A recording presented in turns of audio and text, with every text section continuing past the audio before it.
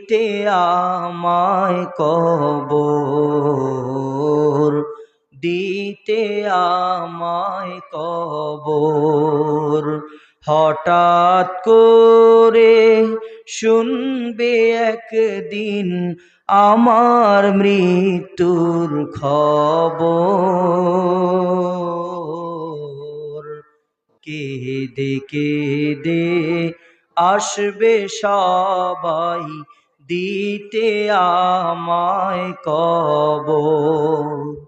লাশটি আমার থাকবে পড়ে বাড়ির আঙিনায়, মুখের কাফন উঠায় সবাই, বলবে যে হায় হায়। লাশটি আমার থাকবে পড়ে বাড়ির আঙিনায়, মুখের কাফন উঠায় সবাই, বলবে যে হায় হায়। এই কাদাতে লাভ হবে না ওরে, এই কাদাতে লাভ হবে না, ভয়ঙ্কর বড় ওই কবর।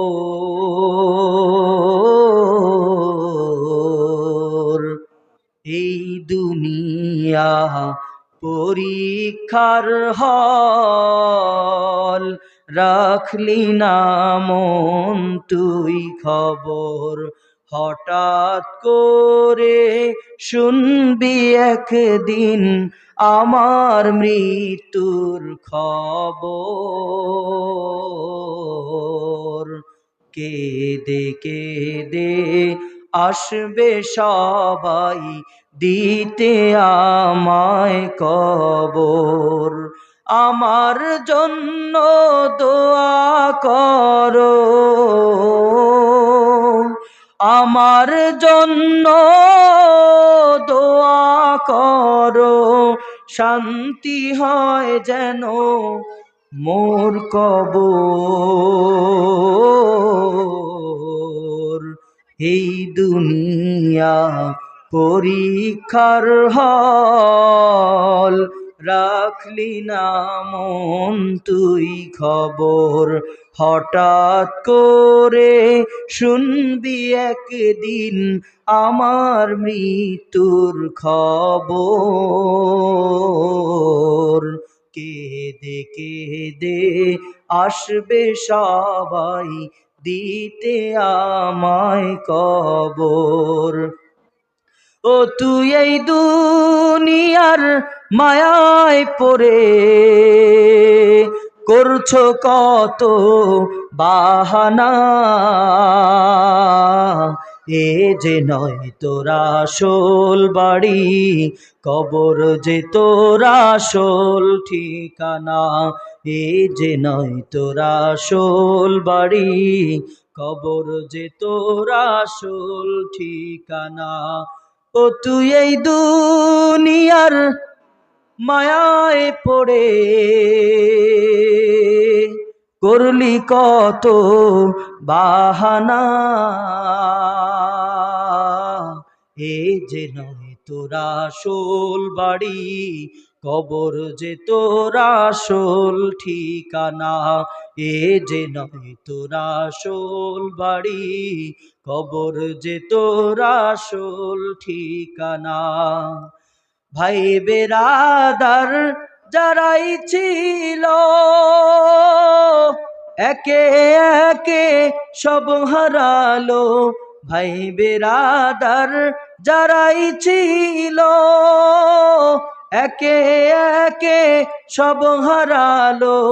তুমি আমি কেউ রব না, তুমি আমি কেউ রব না, দিতে হবে রওয়ানা। এ যে নয় তোরা আসল বাড়ি, কবর যে তোরা আসল ঠিকানা। এ যে নয় তোরা আসল বাড়ি, কবর যে তোরা আসল ঠিকানা। ও তুই এই দুনিয়ার মায়ায় পড়ে করছো কত বাহানা, এ যে নয় তোরা আসল বাড়ি, কবর যে তোরা আসল ঠিকানা। এ যে নয় তোরা আসল বাড়ি, কবর যে তোরা আসল ঠিকানা। ভাই বেরাদার যারাই ছিল, একে একে সব হারালো। তুমি আমি কেউ রব না, তুমি আমি কেউ রব না, দিতে হবে রওয়ানা। এ যে নয় তোরা আসল বাড়ি, কবর যে তোরা আসল ঠিকানা। আমাদের আসল বাড়ি কোথায়? আমাদের আসল বাড়ি কোথায়? সকলে আওয়াজ করে বলেন। কোথায় চলে গেল আমার দাদা? কোথায় চলে গেল আমার পিতা? কোথায় চলে গেল বড় ভাই? এই দুনিয়ার মধ্যে তারা কত ক্ষমতা নিয়ে চলেছে, সেই বীর বাহাদুররা কোথায় চলে গেল? এই দুনিয়ার মধ্যে কেউ থাকতে পারবে না, এই দুনিয়া থাকার জায়গা নয় রে ভাই, এই দুনিয়ার মধ্যে থাকার জায়গা না। আল্লাহ পাক কোরআনের মধ্যে জানায় দেয়, কুল্লু নাফসিন যায়িকাতুল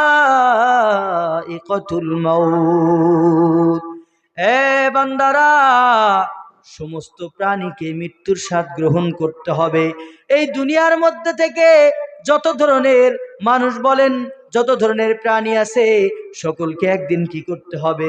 মৃত্যুর স্বাদ গ্রহণ করতে হবে।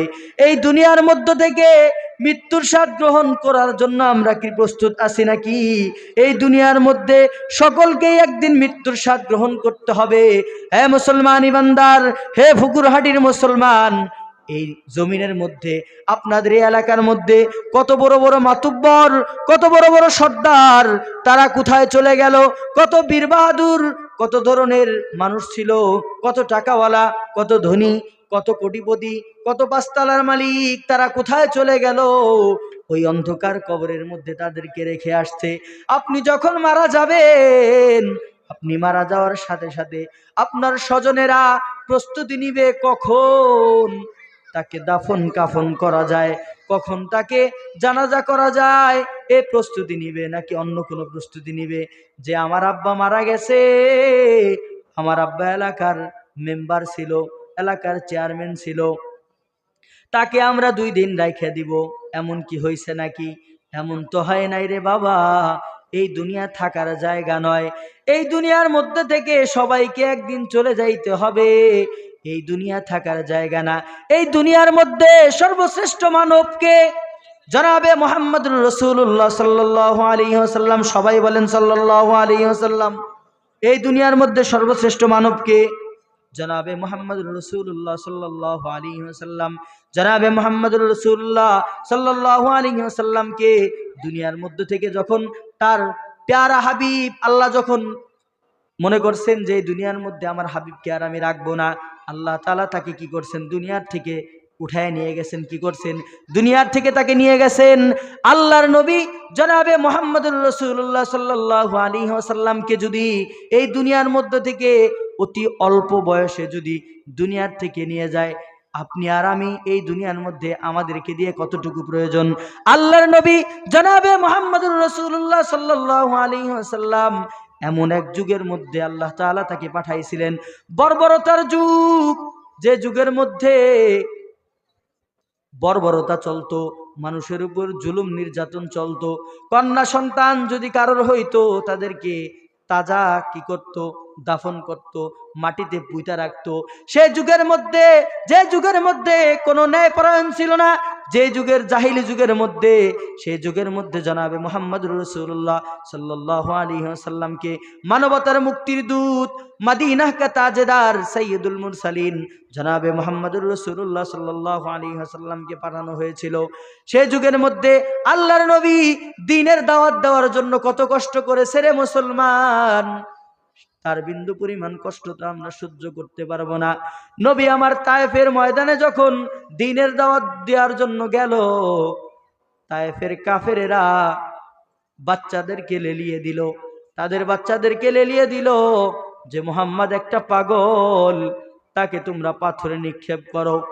আমার নবী জনাবে মুহাম্মদুর রাসূলুল্লাহ সাল্লাল্লাহু আলাইহি ওয়াসাল্লামকে তায়েফের শিশুরা যখন, কাফেররা, তারা যখন আমার নবীকে যখন পাথর নিক্ষেপ করতেছিল, আমার নবীর এত সুন্দর নরম শরীর মুবারক যখন পাথর নিক্ষেপ করা হইল, পাথর নিক্ষেপ করার সাথে সাথে আল্লাহ নবীর শরীর মুবারক দিয়ে ঝর ঝর করে রক্ত বের হইতে শুরু হইল।